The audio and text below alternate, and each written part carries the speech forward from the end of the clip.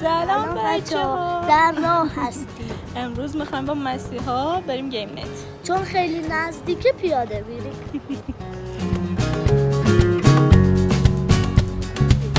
Yürü bire yan dünya.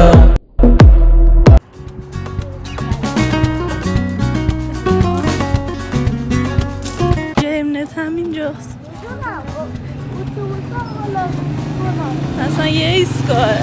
نه خب پول نمیارم. یه ایستگاه رو میخوای با اتوبوس بری؟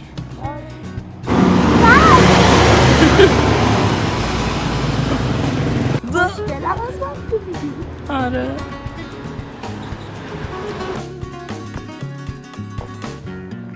با چاقو کاشتی. چرا نگاه کردی؟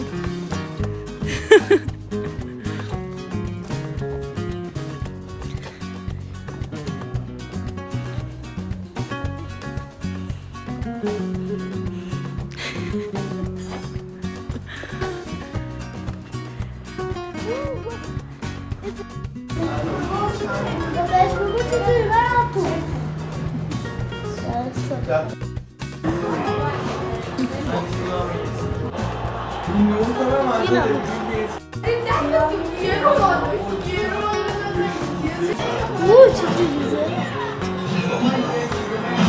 خوشگله زنو. یا اول من قبلا هم مورتال کامبت بازی کرده بودم و عاشق شخصیت کیتانا بودم. خیلی مهمه، این خودش باید تلفظ کنی. فیفا و مایکرافت هم بازی کردیم ولی اصلا خوشم نیومد، دوست نداشتم. کالاف هم اصلا خوشم نیومد داخل PS. توی گوشی که بازی میکنم خیلی باحال تره و خیلی دوستش دارم ولی اینجا زیاد حال نکردم، فقط همون مورتال کامبت رو دوست داشتم. از مایکرافت کلا متنفر بودم به خاطر اینکه پیکسلیه. بعد بازیش که کردم دیدم واقعا بازی بیخودیه. این هم بازیش خیلی مسخره و بچگونه بود و اصلا خوشم نیومد ولی شخصیتش خیلی گوگولی و بامزه بودن.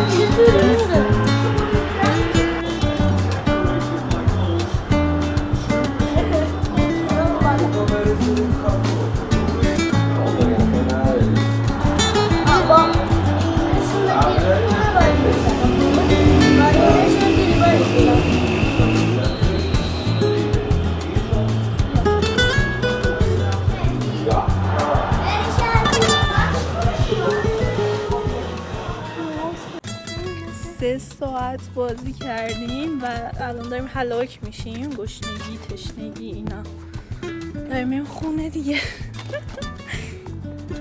بازی چطور بود؟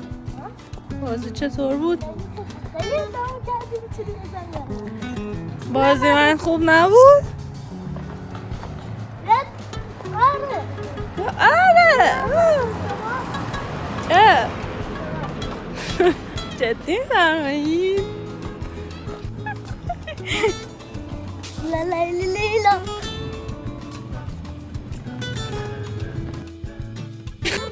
دلت بگیره بوده من که پشت میکروفونی تکردم مجبوری مثلا دلخت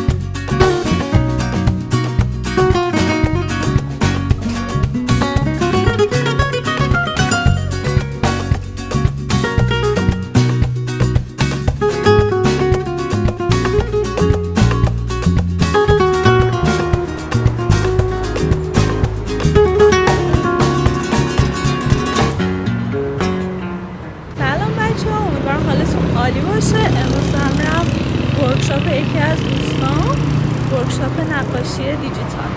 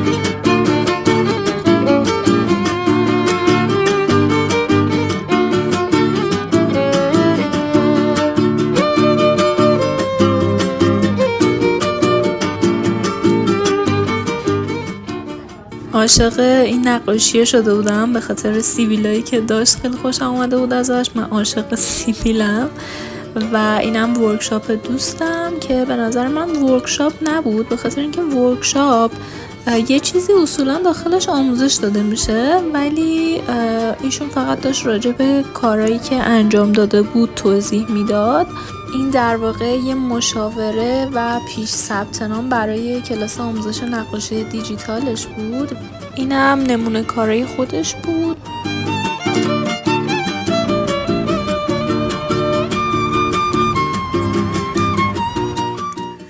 اینجا داشتیم میرفتیم خونه جوجمان پوستر. خونه جوجمان چی پوستر بود؟ چی من میگم بگو. چی بود؟ دارم میرم جوجمان پوسترم داشتم میرفتم جوجمان پوسترم نشون بدم و این هم جوجمان پوستر.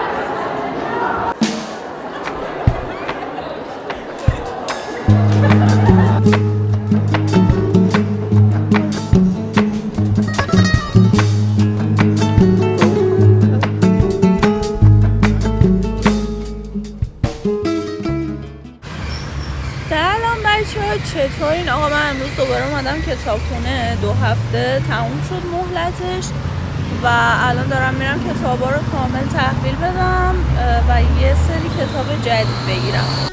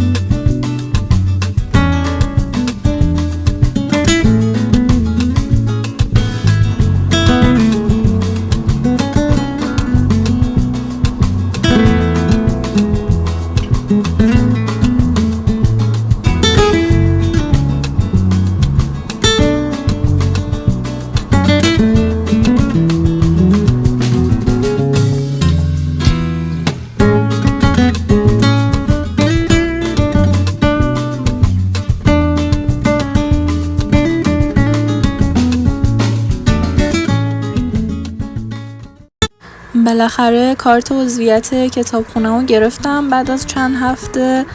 اینم کتابایی که انتخاب کردم، بازماندگان طلسم شده، تمام نورهایی که نمیتوانیم ببینیم. این کتابه رو خیلی دوست داشتم بخونم، یکم وایب جنگی داشت، عقاید یک دلقه که بارها راجبش شنیده بودم، سایه های در شب، اینم ادبیات پلیسی و جنایی و اینا بود، شیوه طراحی ذهنی، اینم یه دونه کتاب هنری. گرمه کولرش واقعا جواب نمیداد، خیلی گرم بود، حالم داشت بد میشد دیگه واقعا. شروع کردم به خوندن نورهایی که نمیتوانیم ببینیمشان. این کتابه رو که شروع کردم یکم وایبش جنگی بود و همون اول هی داشتم به خودم میگفتم چرا اینو برداشتی، چرا اون کتابی که میخواستی برنداشتی. راستش میخواستم کتاب کمدی الهی اثر دانته رو بردارم که شامل 3 کتابه، بهشت، دوزخ، برزخ، و خیلی دوست داشتم بخونمش به خاطر اینکه راجبش خیلی هم تراپیستم صحبت میکنه، هم توی تاریخ هنرا استادمون خیلی راجبش گفته بود و خیلی دوست داشتم ببینم چجوریه. خیلی اثر معروفیه و میگن که خیلی باحال و خوبه، ولی ترجیح دادم که این کتابه رو بردارم و هی داشتم به این کتابه فرصتی میدادم، شاید کتاب خوبی شد. از ساعت 7 صبح که رفته بودم کتابخونه تا ساعت 10 داشتم دنبال کتاب میگشتم. بعدش هم که اومدم نشستم کارهای دانشگاهمو انجام دادم. یه دونه تصویرسازی دیجیتال بود که باید نقاشیشو میکشیدم و باورتون نمیشه چون خوشم نمیومد از این نقاشیه، انگار 2000 سال طول کشید تا من اینو بکشم. از اونجایی هم که میخواستم زودتر برم چون هوا گرم میشد دیگه نشستم پای کارام و تا ساعت 11 دیگه کتابخونه بودم. ببینین من 7 صبح بلند میشم میرم کتابخونه تا ساعت 11 و واقعا این تایم کی میاد آخه کتابخونه ساعت 7 صبح؟ خیلی هاتونم گفته بودین که بگی بخواب، چرا 7 صبح بلند شدی رفتی کتابخونه، ما حال نداریم این همه راه رو بریم فلان. من خودم حقیقتا خیلی خوابم میومد و خسته بودم، ولی خب به خاطر اینکه هم مهلت کتابم تموم شده بود، هم این مدتی که کتاب نداشتم بخونم داشتم دیوونه میشدم و مجبور بودم که برم. از اون طرفم کار دانشگاه مونده بود و باید حتما میرفتم پرینت میگرفتمش چون بعدش هم باید پاسپورتو میکردم. راجب کتاب جامائیکا باید بهتون بگم که خیلی کتاب خفن و باحالی بود. من این کتاب رو تموم کردم و این چند هفته‌ای که کتاب نداشتم داشتم دیوونه میشدم. دیگه کتابی نبود که بخوام بخونم. بقیه کتابایی هم که برداشته بودم اکثرا هنری بودن. مهمان سرای جامائیکا در واقع یه دونه میخونه بود و توی این یه سری کارهای جنایی و اینا انجام میدادن و خیلی داستانش جذاب و خفن بود، خیلی خوشم اومد، ولی خیلی جاهاش هم سانسور نداشت و یه جاهاش من اصلا اینجوری تعجب کرده بودم که چرا این کتاب به فارسی ترجمه شده و سانسور نداره و خیلی برام عجیب بود.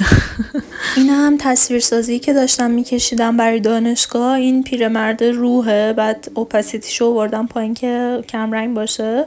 سر کشیدن این دهن من سرویس شد. اکریلیک یه بار کارش کردم. بعد استادمون اصلا تا دید گفت این چیه کشیدی و اینا. از اونجایی که میخواستم روح بودن این مشخص باشه، تنها چاره‌ای که داشتم این بود که دیجیتالش کنم. اینجا هم دیگه خسته شده بودم، کم کم بار و بندیل رو جمع کردم که برم کارم رو پرینت کنم. خیلی از جزئیاتش هم نکشیدم کلن و فقط ولش کردم. بعد از اینکه رفتم برم سمت خونه، اون کتاب اولیه که نشونتون رو دادم رو شروع کردم به خوندن. بازماندگان طلسم شده. خیلی داستانش قشنگه، یعنی هر چی بگم کم گفتم و خیلی دوست دارم که این کتاب رو تصویر سازی کنم.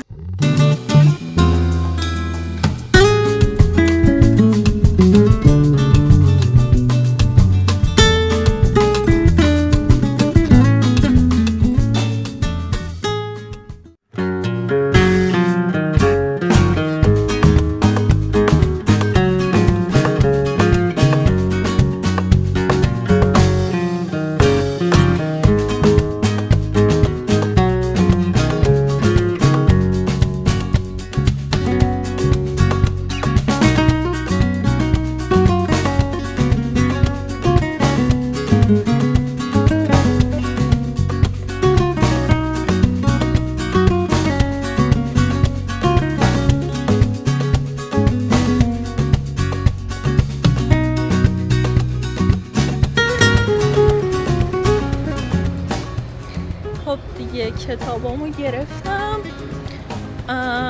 خیلی رندوم برداشتم، یعنی همین جوری هرچی گل دستم اومد برداشتم ببینم چجوریه. دیگه نرفتم از کایا بپرسم. الانم دارم میرم کار دانشگاهمو انجام بدم.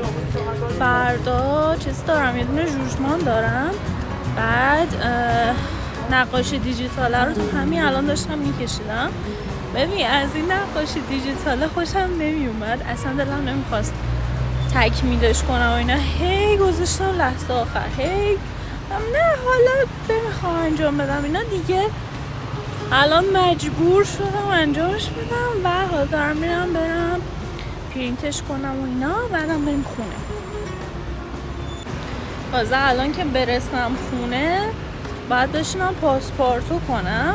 از پاسپورتو کردنم متنفرم، ولی ببین فردا هم میتونم صبح پاسپورتو کنم، ولی دیگه امروز انجام بدیم بره، فردا نخوام بشینم پای پاسپورتو و اینا.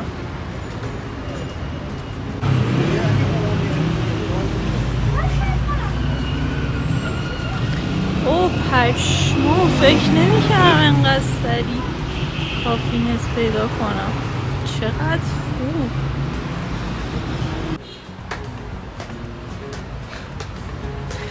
کافینتش از اینا بود که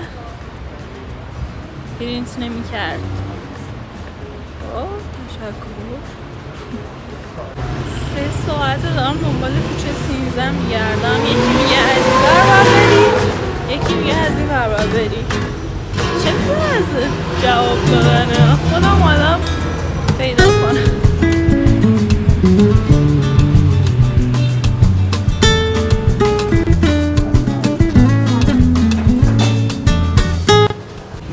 پرینت گرفتم دیگه، بریم خونه. پیش به سوی خواب.